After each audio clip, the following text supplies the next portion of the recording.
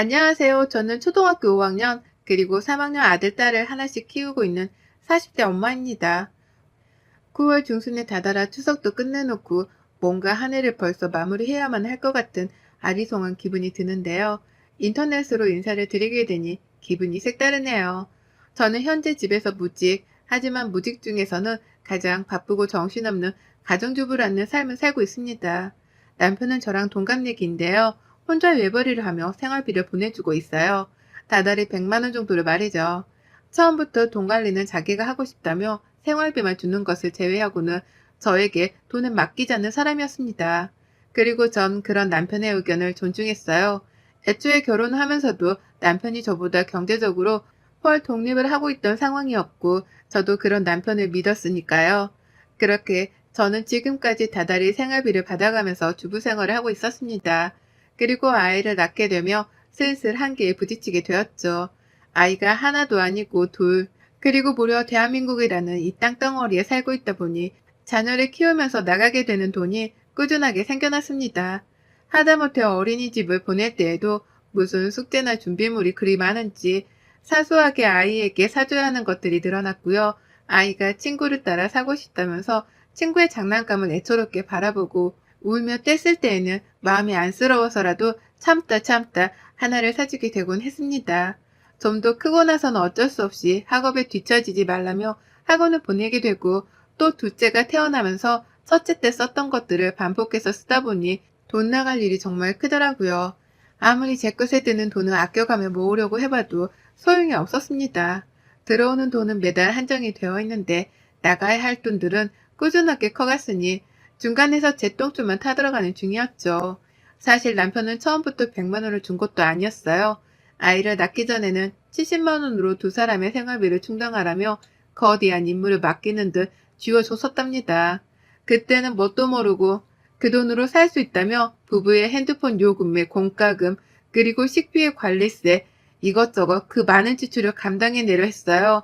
지금 생각해보면 똥줄이 타는 듯한 기분은 그때부터 서서히 느끼기 시작했던 것 같네요.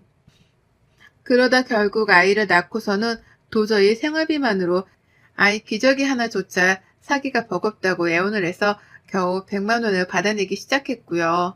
천만다행이었던 것은 남편이 적어도 월급만큼은 큼지막하게 벌어온다는 것이었습니다. 제가 알기로는 세후 600만 원 정도를 받고 있고요. 그 덕에 급한 일이나 큰일이 있을 때에는 남편을 믿고 돈 문제를 해결할 수 있었습니다.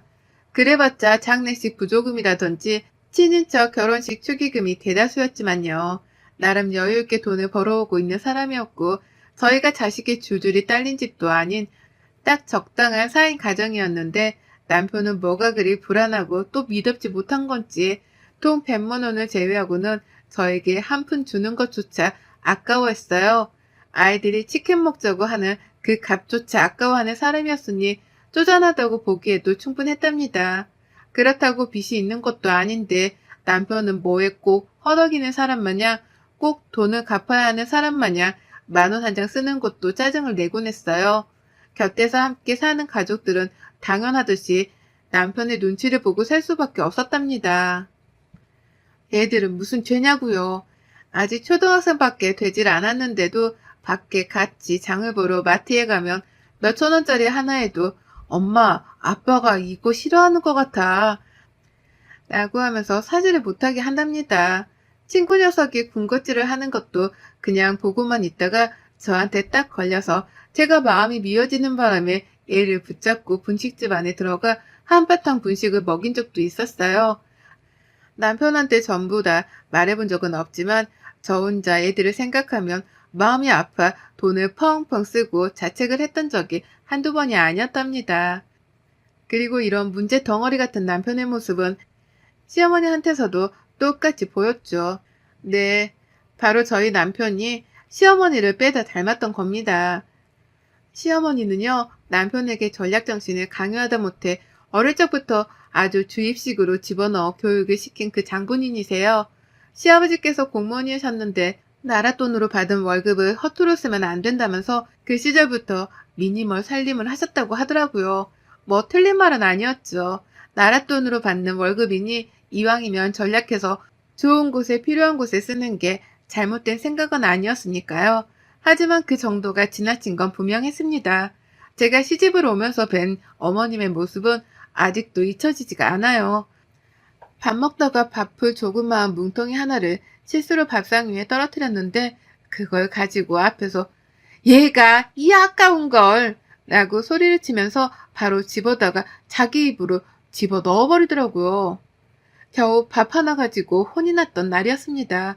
그 후로도 국 먹다 국물 한 방울 흘린 걸로 소리를 질렀고 밥그릇 안에 밥알 하나부터 남겨놓은 걸 가지고도 밥 아까운 줄을 모른다며 한참을 혼내셨어요.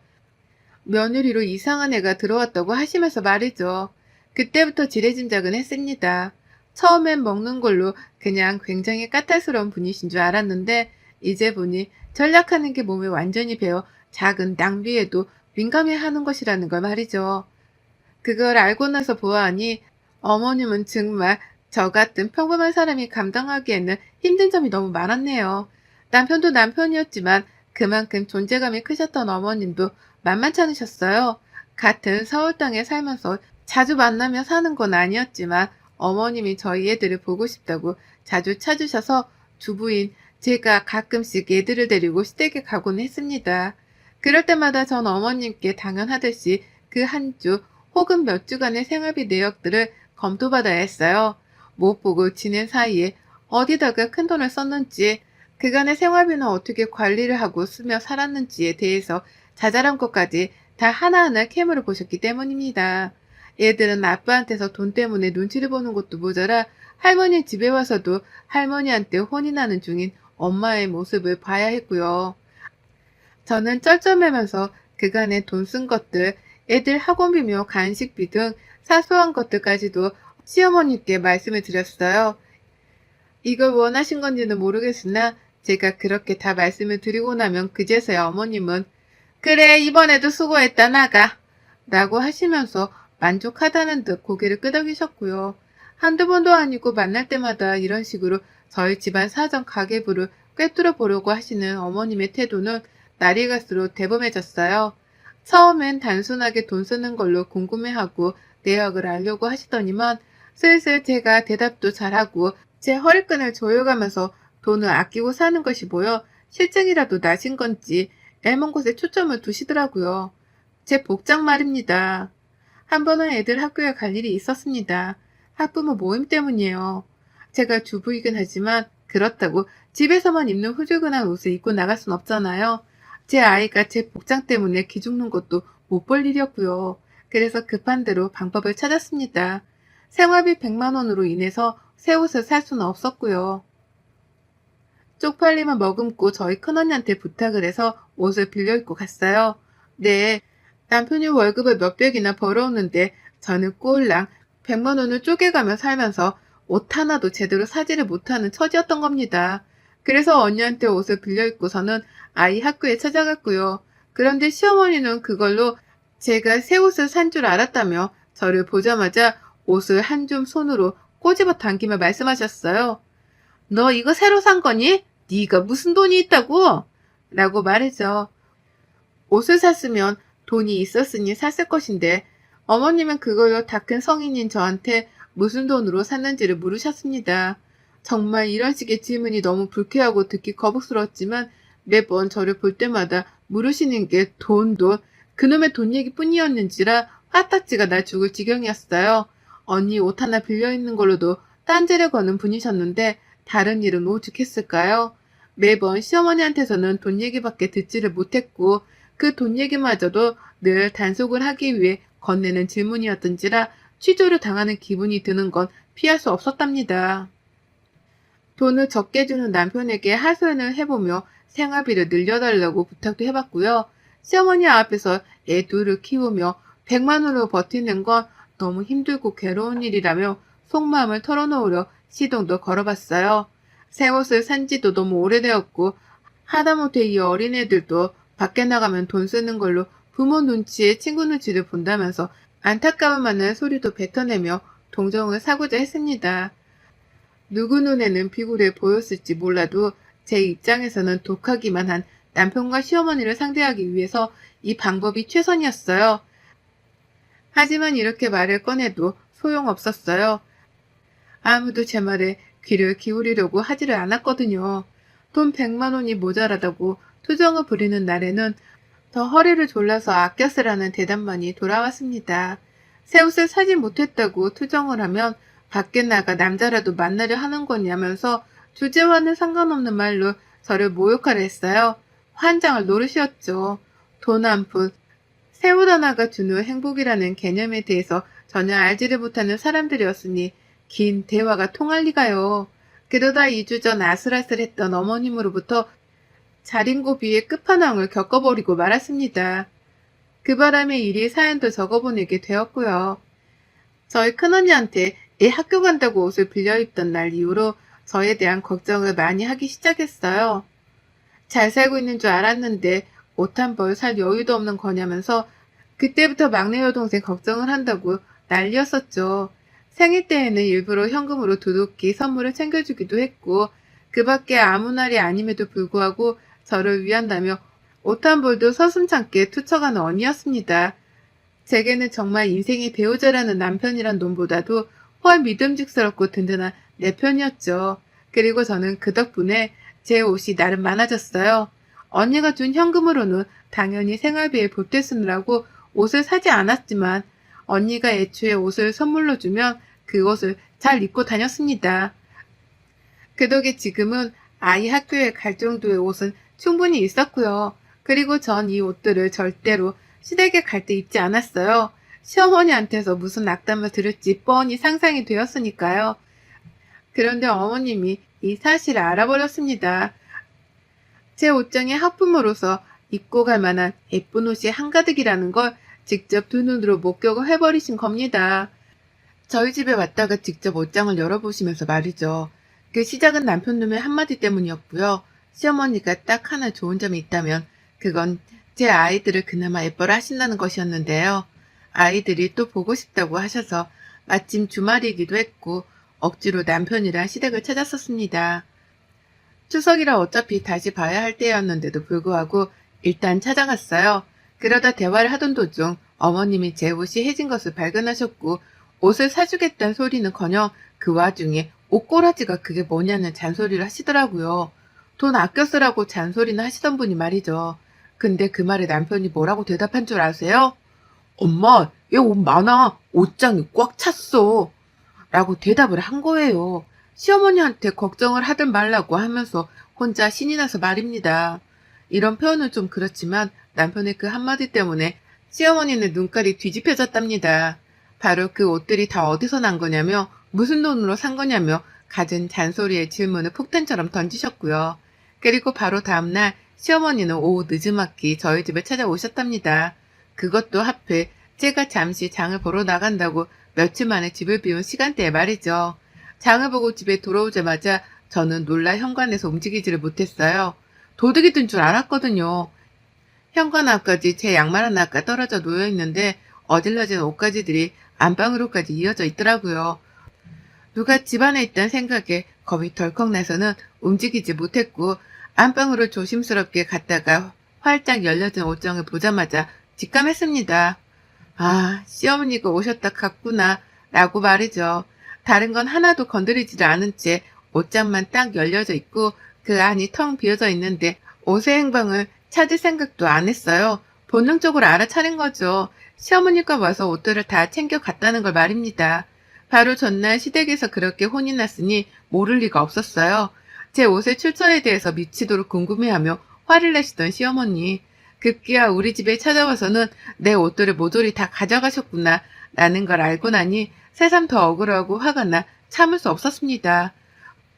방금도 마트에 가서 얼마나 돈을 아끼며 장을 봐야 하는지 골머리를 알아가면서 눈치 보며 장을 봐왔거든요.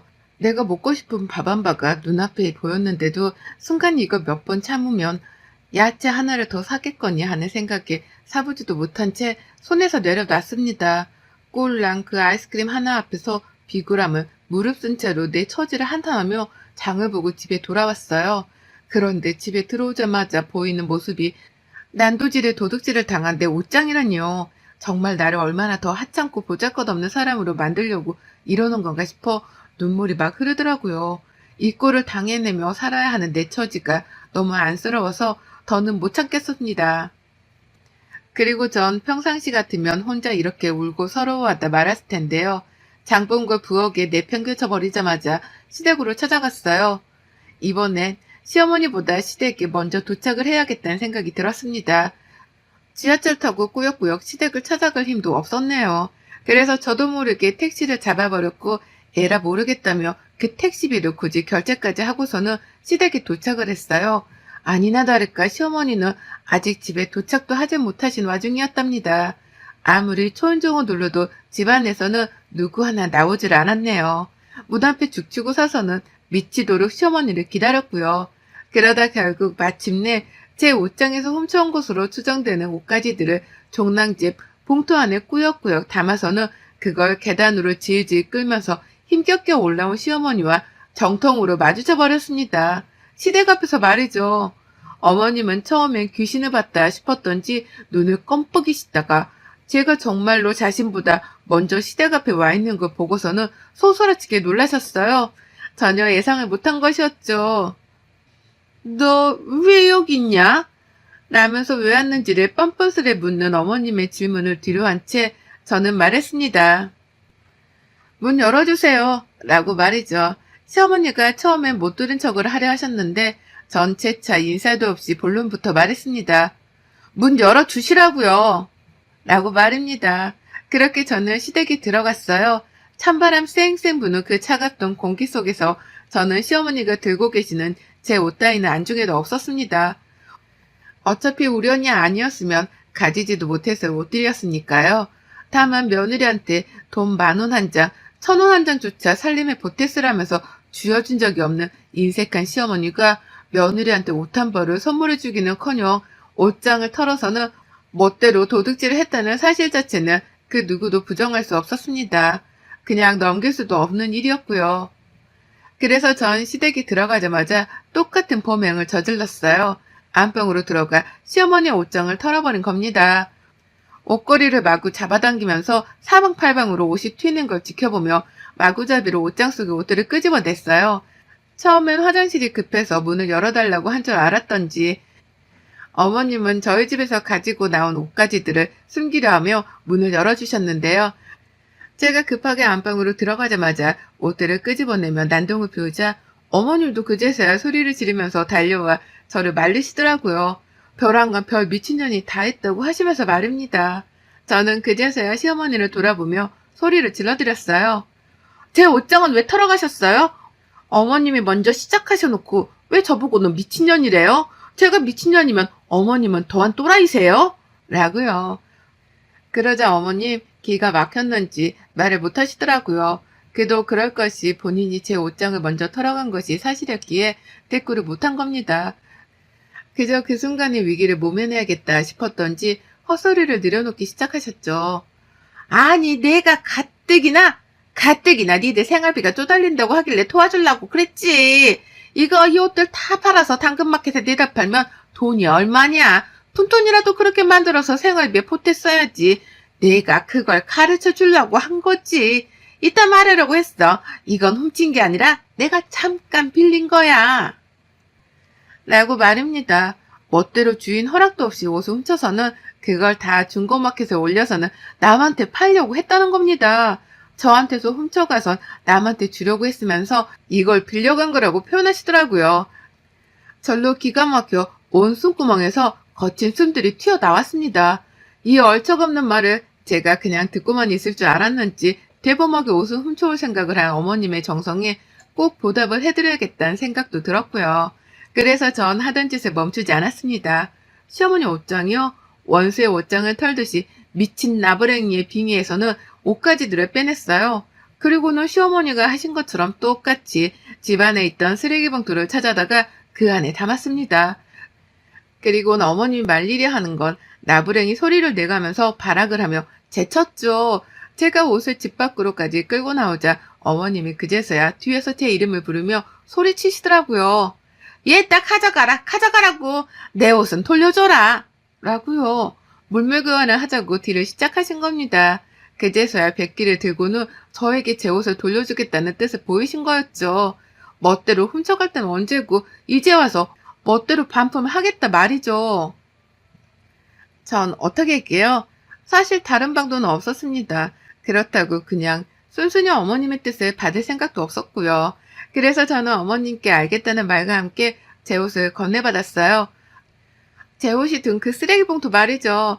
그와 동시에 제가 들고 있던 어머님의 옷가지가 든 쓰레기 봉투들은 그대로 다 시댁 앞에 있는 계단 아래로 뻥 하고 발로 차버렸답니다.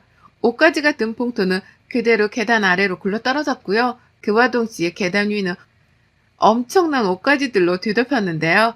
저는 그 옷들을 보란 듯이 사뿐히 밟아가면서 제 옷가지만 챙기고선 내려왔답니다. 마치 진달래꽃을 들여밟듯이 시어머니의 옷들을 하나하나 아주 시원한 마음으로다가 짓눌러 밟아가면서 계단을 타고 내려왔어요. 그 길로 다시 택시를 타고 편안하게 집 앞까지 돌아왔고요.